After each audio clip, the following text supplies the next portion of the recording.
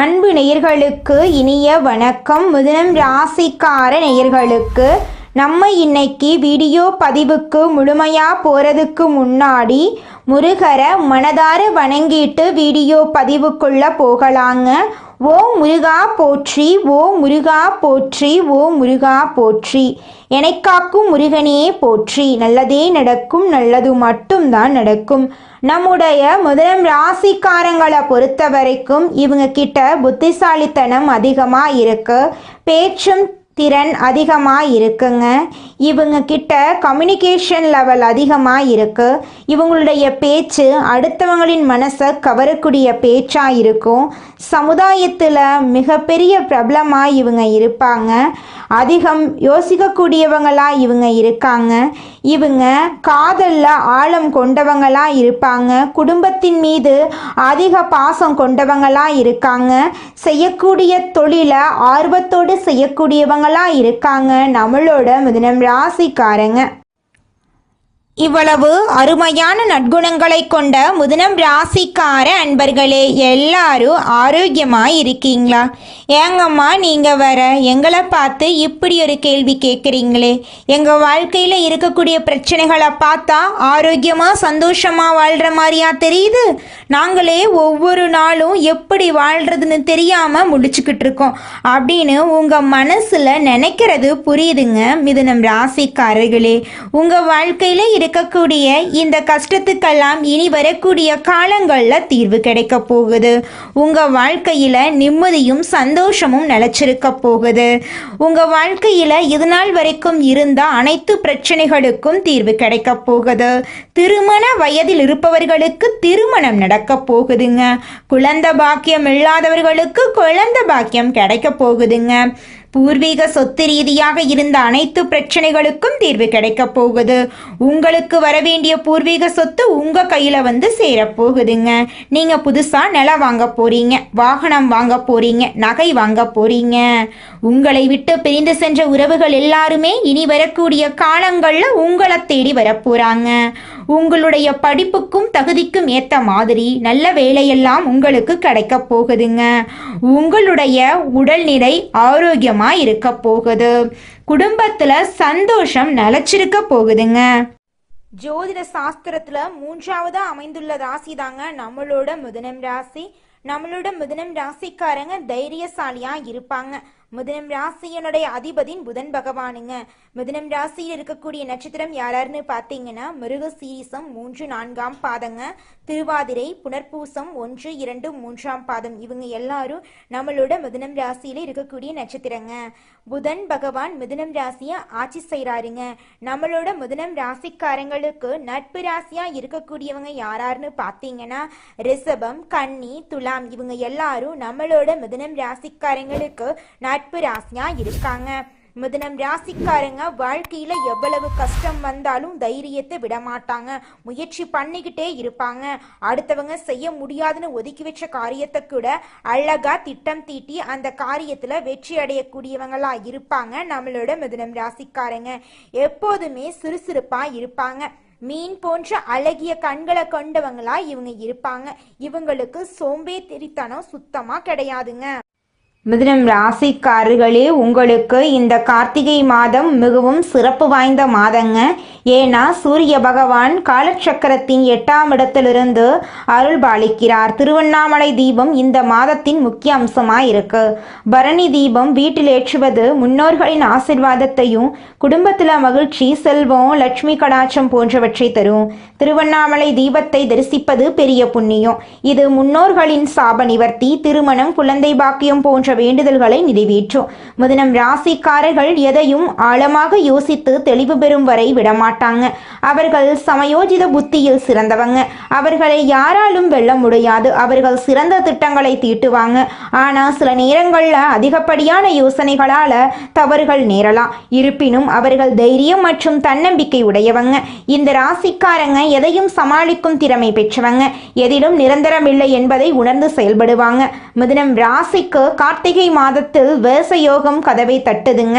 குரு பகவான் ராசிக்கு 2ஆம் இடத்திலும், கேது பகவான் 3ஆம் இடத்திலும், சுக்கிர பகவான் 4ஆம் இடத்திலும் ஆட்சி பெற்று இருக்கிறார். சூரியன் மற்றும் புதன் சேர்க்கையால் ஆதித்ய ராஜயோகம் உருவாகுது. சூரியனுக்கு 2ஆம் வீட்டில் சுக்கிரன் சஞ்சரிப்பதால் உங்கள் வாழ்க்கையில் நல்லது தாங்க நடக்கும். கெட்டதுங்கிற பேச்சுக்கு துளி கூட இடம் கிடையாதுங்க. சூரியனுக்கு 2ஆம் வீட்டில் சுக்கிரன் சஞ்சரிப்பதால் வேச யோகம் உருவாக்குது. இந்த யோகம் சரியான திட்டமிடல் மற்றும் வெற்றியை தரும். கார்த்திகை நட்சத்திரம் திருக்கார்த்திகையாக கொண்டாடப்படுகிறது. முருகப்பெருமானை வழிபடுவதால் முத்தான வாழ்க்கை உங்களுக்கு அமையுங்க. கார்த்திகை மாதம் முருகப்பெருமானுக்கு உரிய மாதங்க. ஒவ்வொரு செவ்வாய்க்கிழமையும் விரதம் இருந்து ஓம் நமோ குமராய நமக என்ற மந்திரத்தை 108 முறை சொல்லணுங்க. வீட்டில் விநாயகர் மற்றும் குலதெய்வத்தை வழிபட்ட பிறகு முருகப்பெருமான் படத்துக்கு செவ்வரளி மாலை அணிவித்து திருநீர் போட்டு வணங்குனீங்கன்னா உங்கள் வாழ்க்கையில் இருக்கக்கூடிய அனைத்து பிரச்சனைகளும் காணாமல் போயிடும். உங்களுடைய தலை விதி மாறும். கார்த்திகை மாதம் மிதுனம் ராசிக்கு ஆரோக்கியம், தொழில், உறவு, ஆற்றல், அதிர்ஷ்டமெல்லாம் தரக்கூடிய மாதமாக இருக்கு. தைரியத்தால் செயல்கள் சிறப்பான வெற்றியை கொடுக்கும். சொந்த தொழில் செய்பவர்களுக்கு புதிய சிந்தனைகள் மூலம் லாபம் அதிகரிக்கும். நிதிநிலையில் முன்னேற்றம் ஏற்படும். கடன்கள் தீரும். வாழ்க்கை துணை நேர்மையாக நடப்பார்கள். ஆரோக்கியம் மேம்படும். குடும்பத்தில் மகிழ்ச்சி அதிகரிக்கும். மன நிம்மதி கிடைக்கும். முன்கோபத்தை குறைத்து கொள்ளணும். வியாபாரத்தில் முதலீடுகளை கவனமாக செய்யணும். மாணவர்கள் கல்வியில் முன்னேற்றம் அடைவார்கள். பெண்களுக்கு குடும்பத்தில் சந்தோஷம் அதிகரிக்கும். உங்களுடைய ஆசைகளும் கனவுகளும் நிறைவேறக்கூடிய மாதமாக உங்களுக்கு இந்த மாதம் அமைஞ்சிருக்குதுங்க. மொத்தத்தில் மிதுனம் ராசிக்கு இந்த கார்த்திகை மாதம் கை கொடுத்து தூக்கி விடக்கூடிய மாதமாக இருக்கும். கடவுள் உங்கள் பக்கத்தில் இருக்கிறார். முருகப்பெருமானை வழிபடுங்கள். ஒவ்வொரு நட்சத்திரத்திற்கும் என்ன பரிகாரம் செய்ய வேண்டும் என்பதை நம்ம இந்த வீடியோ பதிவில் முழுமையாக தெரிஞ்சுக்க போகிறேங்க. கடவுளை நம்புங்க. முழுமையான பக்தியுடன் வழிபட்டா முழுமையான பலன் உங்களுக்கு நிச்சயமாக கிடைக்குங்க. மிதுனம் ராசிக்கார நேயர்களே, அடுத்ததாக நம்முடைய மிதுனம் ராசியில் இருக்கக்கூடிய ஒவ்வொரு நட்சத்திரக்காரர்களுக்கும் இந்த மாதம் எப்படி இருக்குன்னு பார்க்கலாங்க. நம்முடைய மிதுனம் ராசியில் இருக்கக்கூடிய முதல் நட்சத்திரம் மிருகசீரிஷம். உங்களுக்கு இந்த மாதம் எப்படி இருக்குன்னு பார்க்கலாங்க. மிருகசீரிஷம் நட்சத்திரத்தில் 3ஆம் மற்றும் 4ஆம் பாதத்தில் பிறந்தவங்க இந்த கார்த்திகை மாதம் அதிர்ஷ்டமான மாதமாக இருக்கும். சனி பகவானால் செல்வாக்கு உயரும். புதிய பொறுப்புகள் கிடைக்கும். தொழில் வியாபாரத்தில் வருமானம் அதிகரிக்கும். உடல் பாதிப்புகள் விலகும். வழக்குகள் சாதகமாகும். வேண்டுதல்கள் நிறைவேறும். செவ்வாய் பகவானால் குடும்பத்தில் நெருக்கடிகள் ஏற்படலாம். முருகப்பெருமானை வழிபட்டால் சரியாகும். ராசிநாதன் புதன் வக்ர நிவர்த்தி அடைவதால் சிந்தித்து செயல்பட வேண்டும். பணவரவு குறை இருக்காது. புதிய ஒப்பந்தங்கள் கிடைக்கும். வெளிநாட்டு தொடர்புகள் சாதகமாக இருக்கும். உங்களுடைய ஆசைகளும் கனவுகளும் நிறைவேறுங்க. அடுத்ததாக நம்முடைய மிதுனம் ராசியில் இருக்கக்கூடிய நட்சத்திரம் திருவாதிரை. உங்களுக்கு இந்த மாதம் எப்படி இருக்குன்னு பார்க்கலாங்க. திருவாதிரை நட்சத்திரத்தில் பிறந்தவர்களுக்கு இந்த கார்த்திகை மாதம் யோகமான மாதமாக இருக்கும். சூரிய பகவான் 6ஆம் இடத்தில் சஞ்சரிப்பதால் செல்வாக்கு உயரும். நினைத்த வேலை நடக்கும். எதிரிகள் விலகுவாங்க. வியாபார தடைகள் நீங்கும். அரசு வழியில் எதிர்பார்த்த அனுமதி கிடைக்கும். அரசியல்வாதிகளுக்கு செல்வாக்கு உயரும். சனி பகவான் நெருக்கடிகளை விலக்கி வருமானத்தை பெருக்குவார். குடும்பத்தில் எதிர்பார்ப்புகள் பூர்த்தியாகும். சொத்துக்கள் சேரும். மாணவர்கள் கல்வியில் ஆர்வம் காட்டுவாங்க. துர்க்கை அம்மனை தினமும் வழிபட கைவிட்ட காரியங்கள் கூட கைகூடும். அடுத்ததாக நம்முடைய மிதுனம் ராசியில் இருக்கக்கூடிய நட்சத்திரம் புனர்பூசம் நட்சத்திரத்தில் 1ஆம் பாதம், 2ஆம் பாதம், 3ஆம் பாதம். உங்களுக்கு இந்த கார்த்திகை மாதம் முன்னேற்றத்தை தரக்கூடிய மாதமாக இருக்கு. குரு பகவானின் வக்ரம் வீண் செலவுகளை குறைக்கும். சூரிய பகவான் முன்னேற்றமான பலன்களை கொடுப்பார். திறமைகள் வெளிப்படும். வருமானம் அதிகரிக்கும். உத்தியோகத்தில் இருந்த பிரச்சனைகள் முடிவுக்கு வரும். சனி பகவானின் பார்வை தைரியத்தை அதிகரிக்கும். வம்பு வழக்குகள் சாதகமாகும். புதிய ஒப்பந்தங்கள் கிடைக்கும். வங்கியில் கேட்ட பணம் கைக்கு வரும். புதிய வேலைகள் பொன்னாக மாறும். குடும்பத்தில் நெருக்கடிகள் விலகும். நரசிம்மரை அனுதினமும் வழிபாடு செஞ்சீங்கன்னா நன்மைகள் அதிகரிக்கும். உங்களுடைய கனவுகளும் ஆசைகளும் நிறைவேறும். படிச்சு முடிச்சுட்டு வேலை தேடிட்டு இருக்க இளைஞர்களுக்கு படிப்புக்கும் தகுதிக்கும் ஏற்ற மாதிரி நல்ல வேலையெல்லாம் கிடைக்க போகுதுங்க. உங்கள் வாழ்க்கையில் இந்த மாதம் மேலும் நல்லதெல்லாம் நடக்க நீங்கள் செய்யக்கூடிய பரிகாரம் என்னென்னு பார்த்தீங்கன்னா, உங்கள் வீட்டுக்கு பக்கத்தில் இருக்கக்கூடிய முருகர் ஆலயத்துக்கு போயிட்டு முருகரை மனதார வணங்கிட்டு வாங்க. உங்கள் வாழ்க்கையில் இருக்கக்கூடிய அனைத்து பிரச்சனைகளும் காணாமல் போயிருங்க. உங்களுடைய எண்ணம் போல உங்கள் வாழ்க்கையில் நல்லது மட்டும்தாங்க தாங்க நடக்கும். ஓ முருகா போற்றி, ஓ முருகா போற்றி, ஓ முருகா போற்றி, என்னை காக்கும் முருகனே போற்றி. நல்லதே நடக்கும், நல்லது மட்டும்தான் நடக்கும். குலதெய்வம் எங்கேயோ இருக்குது, என்னமோ இருக்குது அப்படிலாம் நீங்க நினைக்க வேண்டாங்க. நீங்க எங்கிருந்தாலும் ஒரு தீபம் ஏற்றி வச்சு அந்த தீப ஒளியில தெய்வங்கள் இருக்கிறாங்க அப்படின்னு நினைச்சு வழிபாடு செய்யுங்க. குலதெய்வமே தெரியாவிட்டாலும் வீட்டுல தீபம் ஏற்றி வச்சு ஏதாவது ஒரு நல்ல நாள்ல குலதெய்வத்தை நினைச்சு வழிபாடு செய்யுங்க. குலதெய்வ வழிபாடு குலம் காக்குங்க, குலம் தலைக்கும். முதல்ல குலதெய்வம், அப்புறம் இஷ்டப்பட்ட தெய்வம், அப்புறம் உங்களுக்கு விருப்பப்பட்ட தெய்வங்க. எந்த கோயிலுக்கு போனாலும் என்ன பண்ணாலும் ஏற்றமில்லை அப்படின்னு நீங்க சொல்லுவீங்க. தினமும் எந்திரிச்ச உடனே சூரிய பகவான நமஸ்காரம் பண்ணுங்க. அவங்களுடைய அனுகிரகம் இருந்தா போதும். மற்ற கிரகங்கள் எல்லாம் சாதகமா இல்லைனா கூட பரவாயில்ல, அந்த சூரியனுடைய பிரகாசம் உங்க வாழ்க்கையவே பிரகாசமா மாத்திருங்க. அந்த வெளிச்சம் உங்களை வந்து சேருங்க. உங்க வாழ்க்கையில் இருக்கக்கூடிய கண்ணீரெல்லாம் கரைஞ்சு போயிருங்க. நம்மளுடைய மிதுனம் ராசிக்காரங்க இரட்டைத்தன்மை உடையவங்களா இருக்காங்க. முடிவெடுக்கிறதுக்கு முன்னாடி பல முறை யோசிக்கிறாங்க. மற்றவங்க தப்பா பேசிடக்கூடாது அப்படிங்கிறத ரொம்பவும் கவனமா இருக்காங்க. தன்னம்பிக்கை குறைஞ்சு கஷ்டங்கள் நிறைந்த வாழ்க்கையை இவங்க வாழ்ந்துட்டு இருக்காங்க. இனி வரக்கூடிய காலங்கள்ல இவங்களுடைய வாழ்க்கையில இவங்க எண்ணம் போலவே வாழ்க்கை சிறப்பா இருக்க போகுதுங்க. நவ கிரகங்கள் நட்சத்திரங்களின் ஆதிக்கத்தால தான் நல்லது கெட்டது நடக்குதுங்க. கிரகங்களோட நிலை, அவங்களோட சேர்க்கை, மாற்றம் இதை பொறுத்துதான் உங்க வாழ்க்கையில நல்லது கெட்டது நடக்கும். தலைவிதியை மாற்ற முடியாதுங்க நம்மளால, ஆனா வரக்கூடிய ஆபத்திலிருந்து நம்மளால தப்பிச்சுக்க முடியும். ஜோதிடம் அப்படிங்கிறது இருண்ட நம்மளுடைய வாழ்க்கைக்கு ஒரு வெளிச்சத்தை தரக்கூடியதா இருக்குதுங்க. ஆடி மாசத்துல சூரியன் கடகம் ராசியில போறதுனால மிதுனம் ராசிக்காரங்களுக்கு அற்புதமான பலன்களை கொடுக்க போகுதுங்க. இழந்த அனைத்தையும் நீங்க மீட்க போறீங்க. ராசிநாதன் சூரியன் 2ஆம் வீட்டுல இருக்கிறதுனால பணவரவு அதிகரிக்க போகுது. குடும்பத்துல நிம்மதி ஏற்பட போகுது. புதிய வேலை வாய்ப்புகள் உங்களுக்கு கிடைக்க போகுது. தொழில் தொடங்க வாய்ப்புகள் கிடைக்க போகுது. காதல் உறவு மேம்பட போகுது. முதலீடுகள்ல லாபம் கிடைக்க போகுது. ஆன்மீகத்துல உங்களுக்கான ஆர்வம் அதிகரிக்க போகுது. ஆரோக்கியத்துல நீங்க கவனமா இருந்துக்கணும். காது, மூக்கு, தொண்டை, வயிறு சம்பந்தப்பட்ட பிரச்சனை வரலாம், கொஞ்சம் பார்த்து கவனமா இருந்துக்கோங்க. புதிய முதலீடுகள் செய்யும் போது கொஞ்சம் கவனமா இருந்துக்கோங்க. சேமிப்பு அதிகரிக்கக்கூடிய மாதமா இந்த மாதம் இருக்குதுங்க.